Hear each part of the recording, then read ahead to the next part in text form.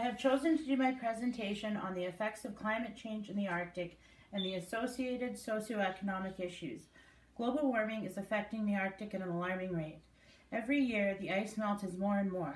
Scientists agree that the boundary between safe and dangerous temperature elevations vary between 1.5 degrees Celsius and 2 degrees Celsius above the levels measured in 1990 prior to such a dramatic melt occurring.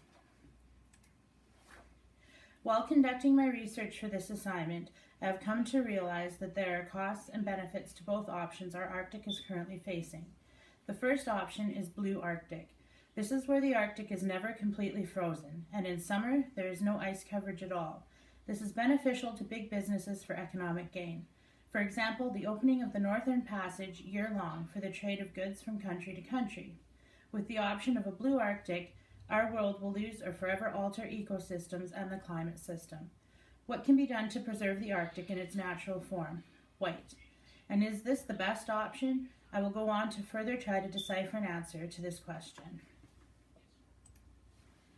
The second option is a White Arctic. The White Arctic is the one that we know. This is where polar bears can hunt seals and the Inuit people can hunt, gather, and continue living the way they have for generations. The White Arctic provides habitats for animals, which in turn supports the Inuit and apex predators' food supply. Providing valuable infrastructure, increases security, assists with the decrease of global warming, and possibly decreases severe weather conditions. To restore and sustain the concept of a White Arctic, we will need to reduce the temperature. There are proposed options such as covering sea ice with a reflective material to increase albedo, or spraying seawater into the atmosphere to produce more snow and ice cover. There are two ways to cool the Arctic. 1. Carbon dioxide reduction, or CDR. Combination of reducing carbon emissions, decarbonizing the economy, and capture and sequestration. 2. Solar radiation management, SRM, to reduce the amount of solar energy reaching the Arctic. Neither of these options have been deemed viable. Even if we cool the Arctic, the impact of the warming of the more southern areas on our planet will still affect the temperature in the ocean. Of the Arctic land, 80% lies within northern Canada and Russia. Both Canada and Russia have expressed interest in the development of non-renewable resources, tourism, and civil infrastructure.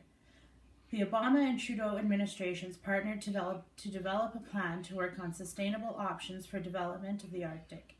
Since Trump began his leadership of the United States, he has withdrawn from agreed-upon environmental harm reduction techniques. The interests lie in the expanded fishing, oil, and natural gas exploration and production, and the mining and shipping of these products. Russia's standpoint on the development of their Arctic land is that they will aggressively build infrastructure and will serve broad national economic interests.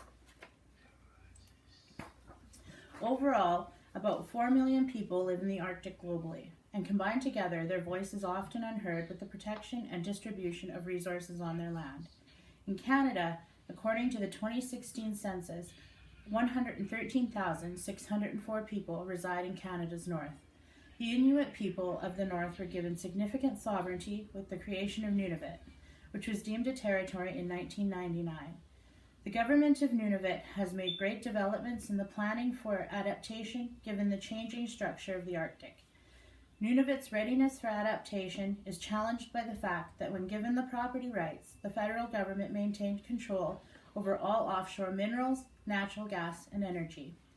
The Arctic climate is warming at least twice the global average, with most of the repercussions being felt in the Arctic. The governing bodies in the Arctic have focused on adaptation as an important response to climate change. By having the people of the Arctic ready and prepared to adapt, that will reduce vulnerability and enhance resilience. The concept of adaptation readiness focuses on identifying what is actually being done to prepare for adaptation, focusing on the strength of the governing structures that determine the preparedness to build support for adaptation action, and effectively develop, implement, and monitor adaptation interventions. Some people living in the Arctic see the sea ice loss mass as tragic. Loss of habitats and therefore hunting grounds, which completely impacts their traditional way of living. For example, there has been discussion about the founding of a university in Nunavut, which would teach traditional knowledge in language, art, culture, and health. Inuit people have traveled thousands of miles to meet with indigenous groups in Latin America to actively oppose oil drilling. There are other people living in the Arctic,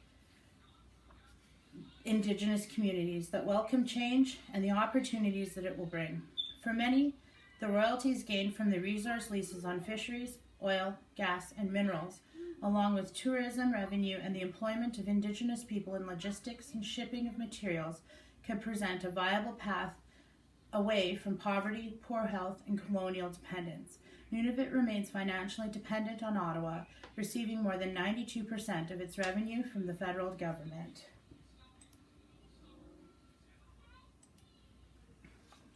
There is no international governance on the Arctic land. Within the Arctic, there are two forums: Arctic Council, which is simply an advisory committee, and UNCLOS, the United Nations Convention on the Law of the Sea, which lacks any ability to provide enforcement, and the largest Arctic economy, the United States, is not a signatory. This leaves many questions unanswered, such as, what type of governance structure would be required? Can we treat the Arctic sea ice as global commons? How would scientists conducting research and governing bodies work together for the best likely outcome? If the Arctic climate is not treated as commons, then who decides, if anyone, what should be done?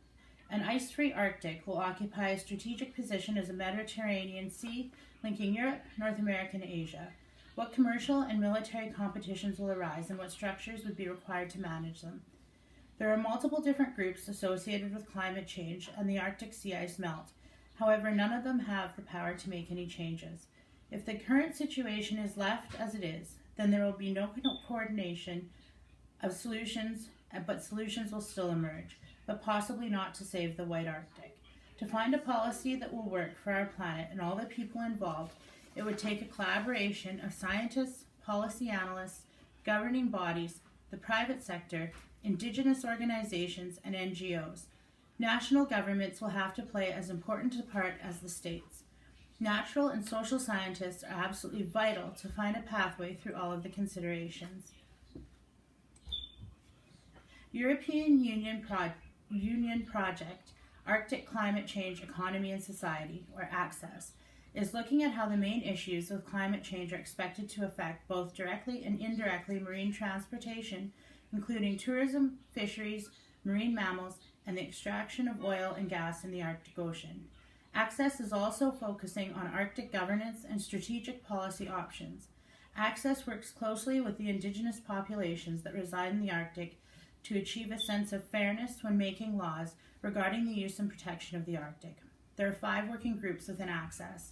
Number 1, monitoring Arctic climate change and provide scientific models involving ocean, atmosphere, and sea ice. Number 2, studying the opening to marine transportation of the northern passages north of Europe and Siberia and through the Canadian archipelago, as well as the impact of these transportation activities on marine ecosystems and society.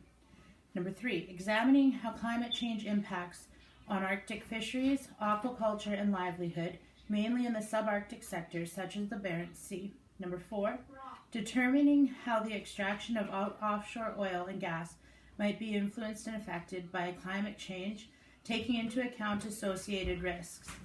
Number 5, examining Arctic governance option emerging from finding of other groups. What do you think? When weighing the pros and cons to a white Arctic versus a blue Arctic, it is very hard to discern what the appropriate answer would be. The most important aspects to take into consideration are the people and the animals, both marine and terrestrial, that call the wonderful vast Arctic home. This short video shows the way of life of the Inuit people of Canada. To me, this video puts a face to all of the information provided. Sometimes people are given so many scientific facts and provided so much data that they forget the people who are living in this dramatically changing world. Thank you.